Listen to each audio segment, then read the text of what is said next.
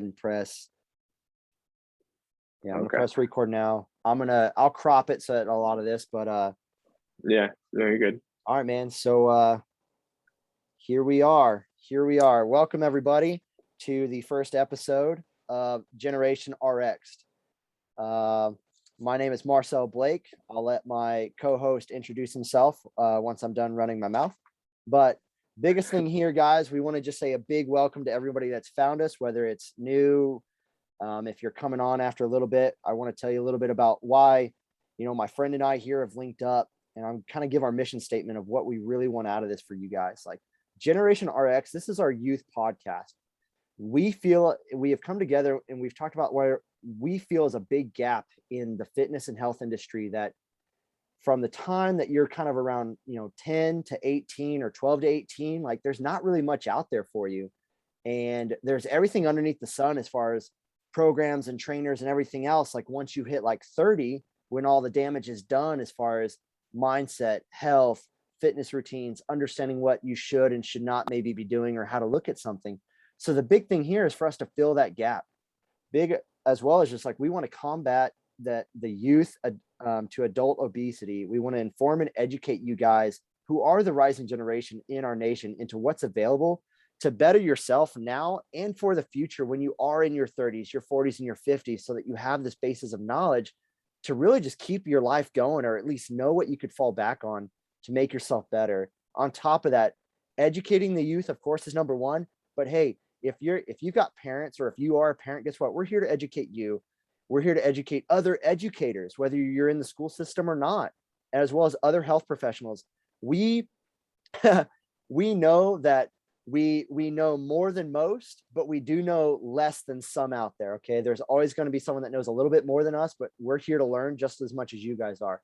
And on top of everything, we're going to do our absolute best through other sources to provide you guys the resources to come together, find communities, and help each other grow and rise to just a new, healthier level, man. So without further ado, like I said, I'm Marcel Blake.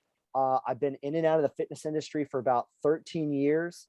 Yes, that does put me into my teens, if some of you have done the math, because I am 30 years old. I'll soon be 31. But my fitness journey started when I was in my teens, man. We'll go in probably more into this at another time, but like I was a chunky kid growing up. I really was. And in the middle of high school, I weighed 220 plus pounds of not good weight at all. We lived in a townhome in Northern Virginia, and I'd go up one flight of stairs and I'd be out of breath. And I did not realize how out of shape I was, because for a long time I'd been like 170, 180, but I was also like almost 6 foot. So I kind of carried it well. After a summer of walking up flights of steps and just huffing and puffing, I jumped on the scale and I see 220, 230, and I'm wearing size 40, 42 pants. Like that gives you a perspective right there, man. I already struggled with self-confidence and self-image issues, and that sent me over the wall.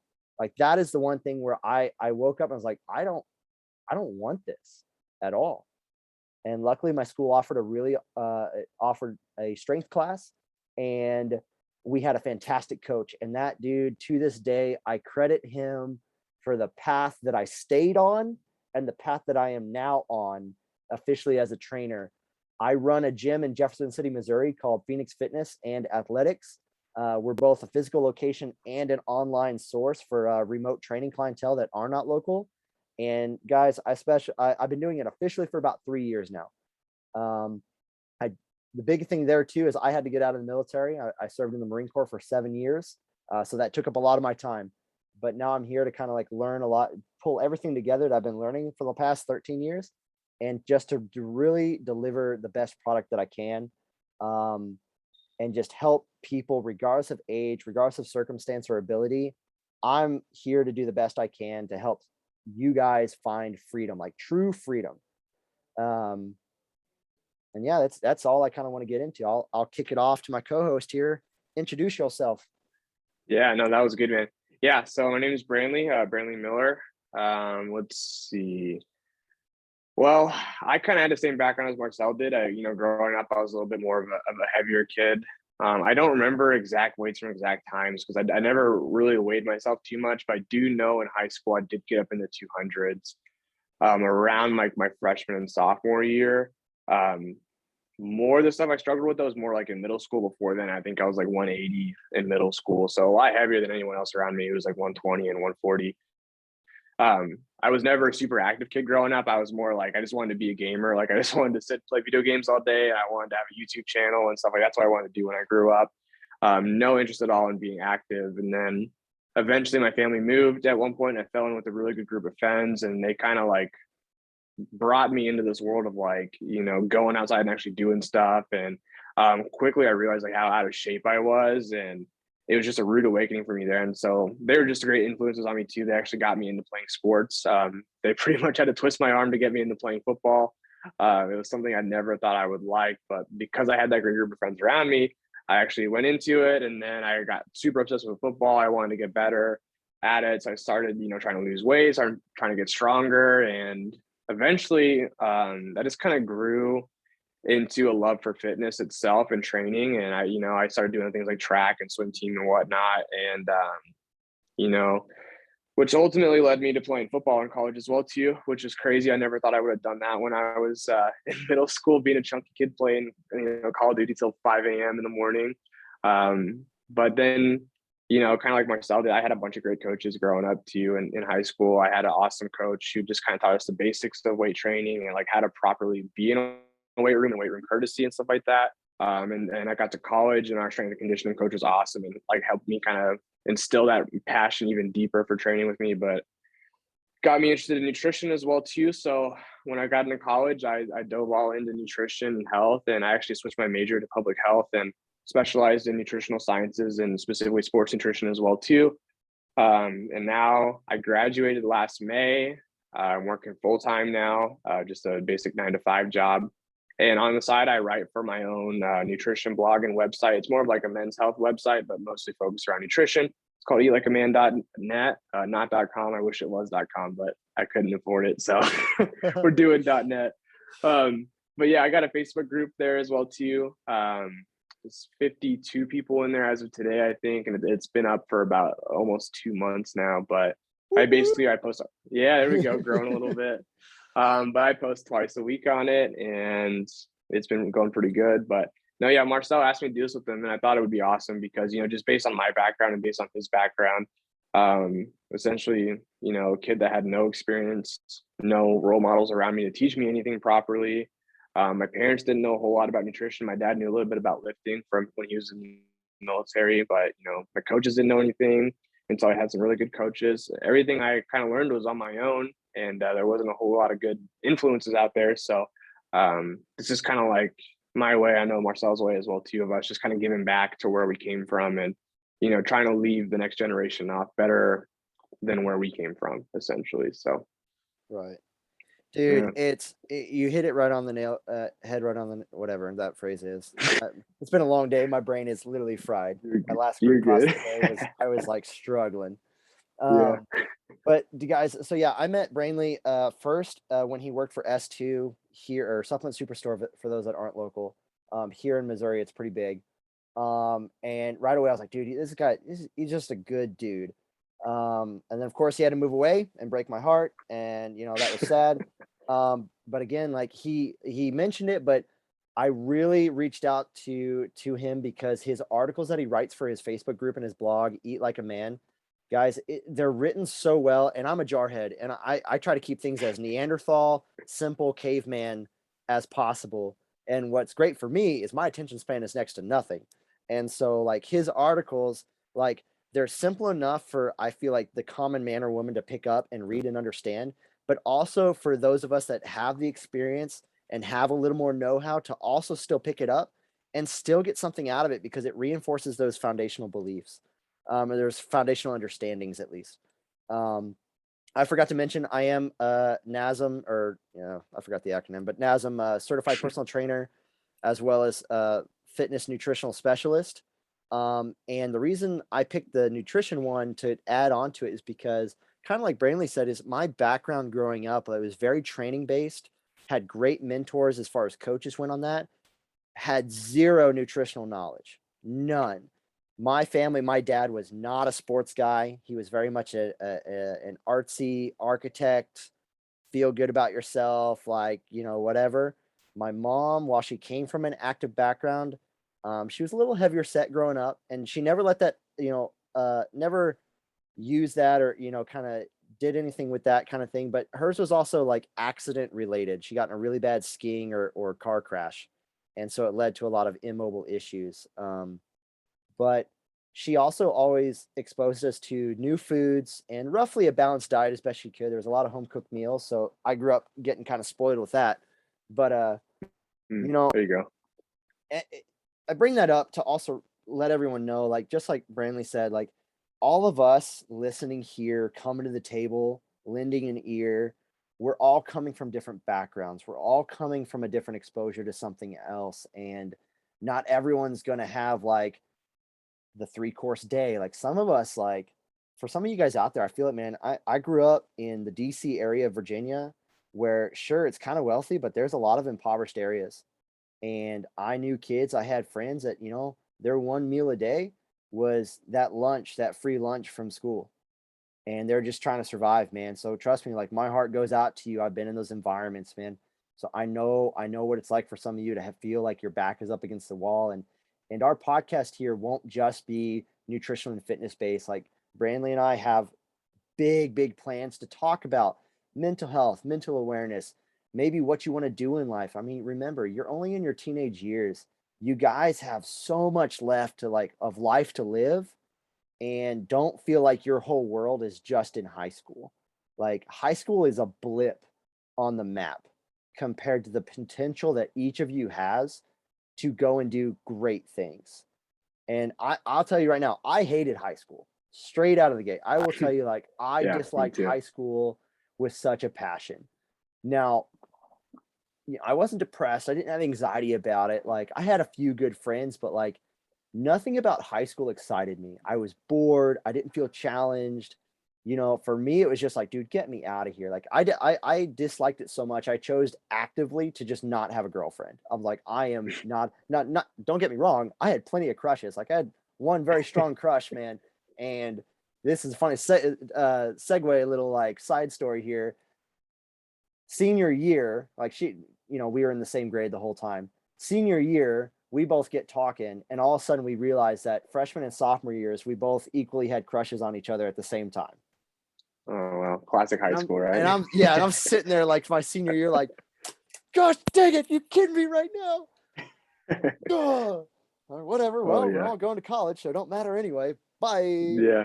But outside of that, guys, like sure, I had a few fun, good moments. I played football for like maybe 2 years, freshman and sophomore, and then it just wasn't for me. It wasn't really a team. It was just a group of individuals, and I wasn't about that. I was like, look, man, if I'm here to do my own thing and get in and get out, I'm gonna get in and get out. Like I'm not about it. And so high school was pretty sad state. Luckily for me, like when I got to college and I got to play sports there, college, I opened up. I almost became a whole new person in college because it was on my shoulders. It was a whole new phase of life, and I had to wake up. Yeah, guys, just high school or middle school guys, it's a blip. It's a blip, and we can get through it. What about you, Brannely? How was your time and during that? Yeah, no, I mean, I compared to like even just my sister's high school experience, like watching her go through it right now is completely different than when I went through it. But like I by no means did I have a traumatic experience in high school or anything like that. And my parents they did their best to make sure we were well off enough to get fed at least 3 times a day, which is amazing. But it's just there are things, hindsight's always 2020. It's like, oh, I wish someone would have told me that when I was younger, or I wish somebody would have taught me that when I was younger. Like you see all those jokes or memes or whatever about like, oh, what they don't teach you in high school. But there are times I wish someone would just reach out to me and like slap me in the face or something like that, or like gave me some advice early on, because in high school, like you don't have many responsibilities that are tying you down. So really you can kind of pivot off of anything, and to get the information you need that would be life changing at that time, I think is so important. Like if there were, just 3 or 4 conversations that I would have had with somebody, or somebody would have, just like I said, just tapped me on the shoulder and gave me some advice, I think it would have completely changed for the course of my life. And, everything that I know we speak from, we're not trying to be up on a pedestal and preach down to you guys. It's, I'm sure Marcel can attest this. We've both screwed up just as many times as anybody could imagine. So a lot of these lessons are just from kind of figuring it out ourselves and really pushing through it the hard way. But, you know, like I said, I think it's just such a good time to catch people and, you know, teach them some basic stuff. Cause like I said, I would have, you know, taken a couple different routes and done a couple different things. It probably would have been a lot better off earlier on if I had some of these conversations, especially around nutrition and training.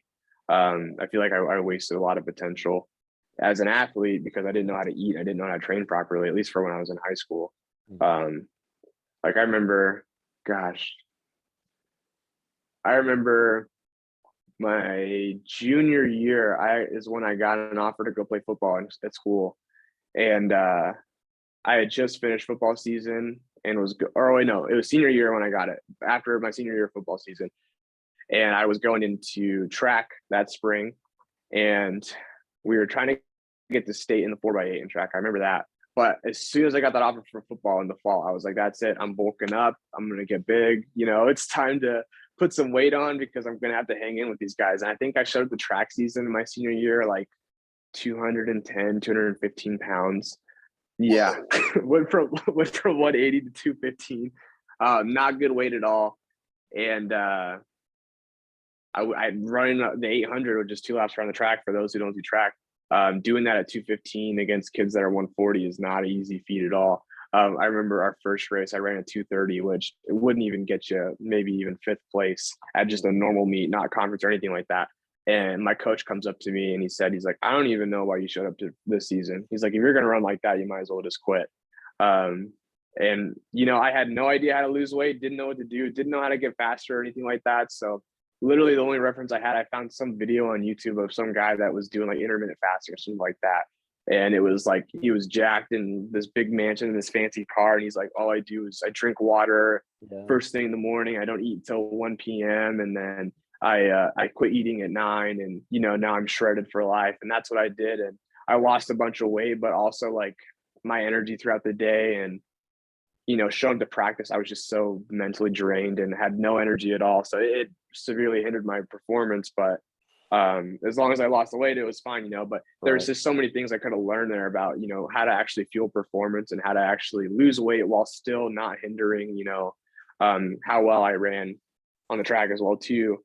Or even just how to build muscle and put size on without putting in excess amounts of fat on. So I never had to cut in the first place either. Like that's stuff I wish I would have known at the time, but you know, when I was at that age, there just wasn't any of that available. So, You hit such a good point there on so many different levels. Is what's crazy is how old are you, Brannely? I'm 22. Ooh, what a baby, what a kid. Yeah. No, I'm kidding. I bring that up because like I'm almost 31. He's 22. Like regardless, growing up, each of us once the digital age took off, like we are in such a digital information age, like we are, and it's only going to keep expanding, especially with the whole metaverse. Thanks, Mr. Facebook. But there's so much out there, but unfortunately, there's so much out there to sift through. And a lot of it is misinformation or lack of information or things that are sold as very gimmicky, like the intermittent fasting guy from Canada living in a mansion, like, you know. Yeah, you know exactly who that guy is. I know exactly who that guy is. He cornered the market at this perfect time and sold this. Not saying that IF doesn't work. And like I said, Brannely and I have a lot of content planned out, and we'll talk about keto and paleo and IF. Like from our experience, both of us have done intermittent fasting at one point or another. So we have some pretty good experience on that one.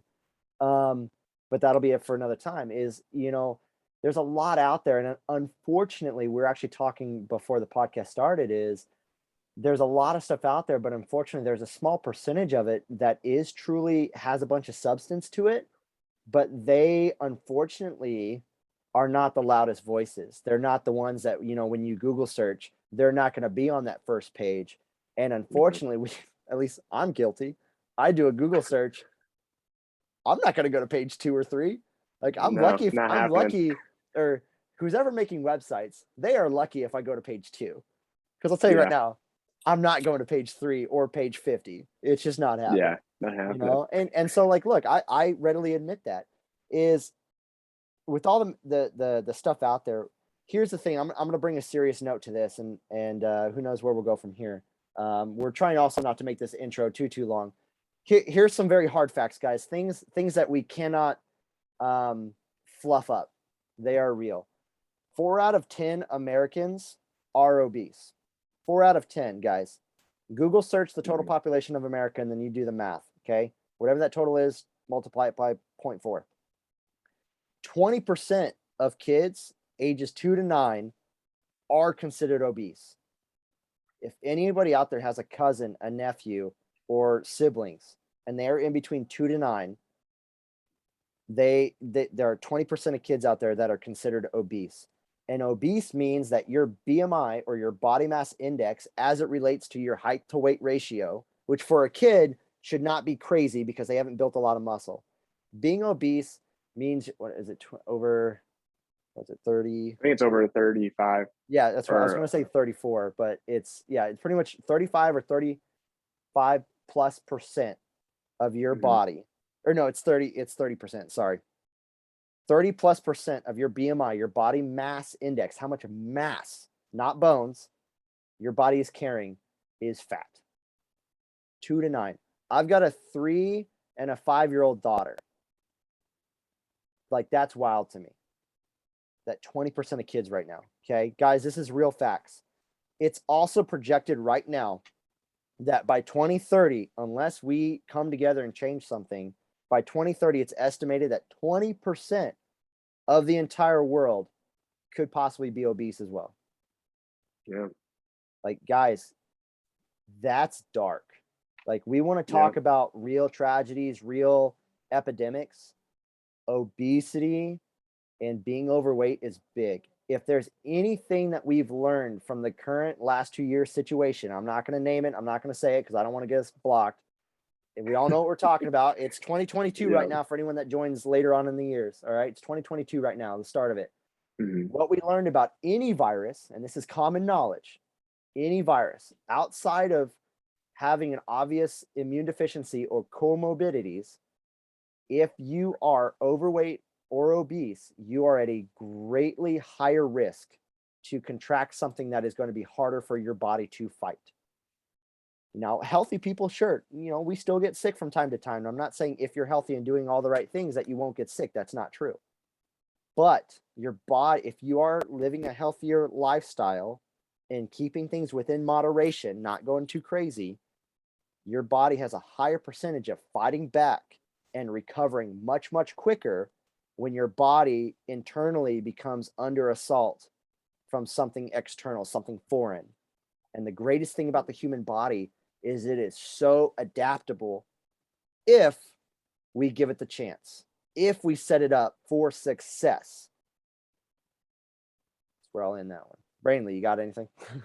Yeah, no, I think sometimes when you're young too, it can be really hard to understand, what the implications are. But I mean, even kind of going off of the 20% that are obese, you're seeing higher levels of type 2 diabetes in kids now as well too, which is not a thing when I was younger as well.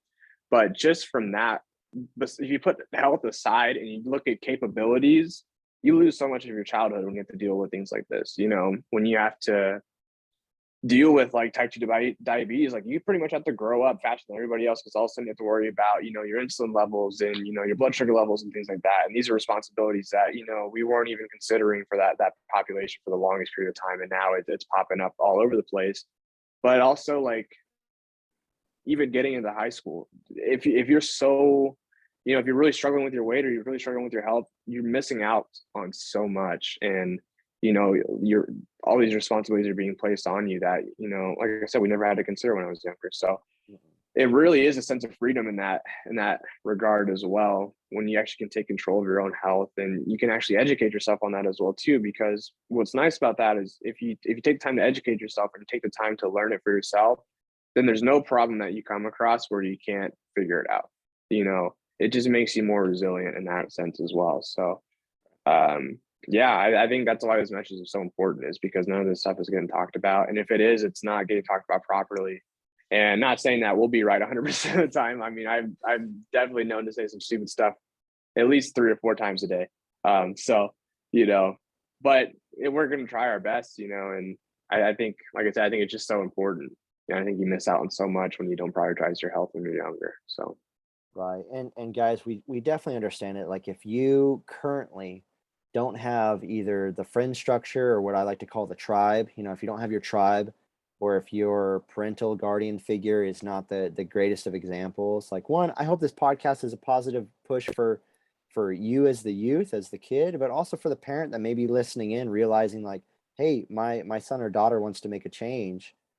I should change with them, as support, like, because I've trained hundreds of people at this point, and I'll tell you right now, if you have a support system, not saying they're doing it with you, but if you at least have like the two or three closest people in your life backing you and supporting you, I tell you right now, you are at like a 95+% to succeed in your change, in your transformation. It is so much harder, especially for youth, dude, when you guys feel alone. Like guys, I will again, we'll get deeper into this, but like I hated high school also because I just thought I was weird. I felt like an Yeah. outcast. I never really fit in with one group. Like, guys, here we go. Off the cuff, I like to watch anime growing up. All right. I was a big Dragon Ball Z fan. Vegeta's my boy. Oh yeah. Um, I was a skateboarder, and even during like the 90s, early 2000s, man, skateboarding was still seen as like kind of a fringe sport, but also on the rise because we had the X Games. I played competitive paintball. You talk about a sport that's going to like make you look like more of an outcast on like a fringe sport, like that's it. Like I was maybe the only one of three paintball players in the school. And, I got a lot of heat for that for whatever reason, even though it made me feel happy, Yeah. and then I was chunky on top of all of that, like I definitely felt like an outcast growing up. I never really had one set of group, but if there's anything I want right now after this first episode for you guys to take away, Brannely brought it up when he talked about his background, finding friends or finding the strength within yourself. I want you guys to just get outside, get outside, get away from the screens, get away from the noise. I'll tell you what, the best times that I have mentally is when I go for a walk or a run and there's no headphones, there's no music, and it's me. I'm pounding the pavement and I'm just in the world. And that energy is just around me, man. Like for me, there's almost nothing more powerful. Not saying I do that every time I go outside and do something, but you know, but get outside, get in some sunlight. I know we're rolling into winter, but shoot, I still go walking for 45 minutes in the cold, even though it Yeah. sucks. But Yeah. get outside, move your bodies, drink more water. Yeah. There you go. Please drink No. more water. Get off the soda, drink more water. That'll be a whole Yeah, nother for sure. podcast. We rolling into that one. Oh yeah. Yeah. We'll So, save that one for later. all right. Oh, dude, I lost my train of thought. All right. Any final Man. words from you, Brandley, before we sign off? Yeah, I would say, whether if you feel like you're stuck where you're at right now, just realize that's the time of your life. High school is like that. There's going to be stigmas and there's going to be all these preconceived notions of what you should do to be successful and what you shouldn't do. And if you follow those, and you don't actually believe in them, you're going to end up unhappy about it one day. So you might as well just do what you feel like doing, what makes you happy, even if it makes you look like the weirdo, because no one's going to care 5 years after you graduate. So you might as well get ahead of everybody else. So that's what I would say. Don't let what other people think is successful or what other people think is right dictate what you want to do.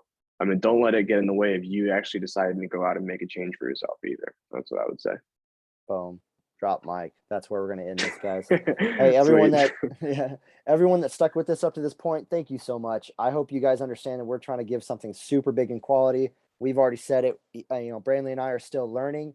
We're still gonna, we're gonna mess up. We might find ourselves with, a foot in our mouth, but we're still working extremely hard. We're gonna provide you the best quality content we can. Again, hit up his Facebook pages and his blog called Eat Like a Man. You can find me on Facebook or Instagram either under Marcel Blake or Phoenix.fit. That's PHNX.FIT, Phoenix Fit. I operate mainly through Instagram, guys. We're here to help and motivate and assist you guys in any way possible. Just reach out, pick up that Yeah. phone, text that message, even though it feels like 1,000 pounds. There's Yeah. people out here that want to help you. We want to help you. But I guess until next time, guys, we'll talk later. Yeah. Thanks for tuning in. We'll see you guys next time. See you guys next time.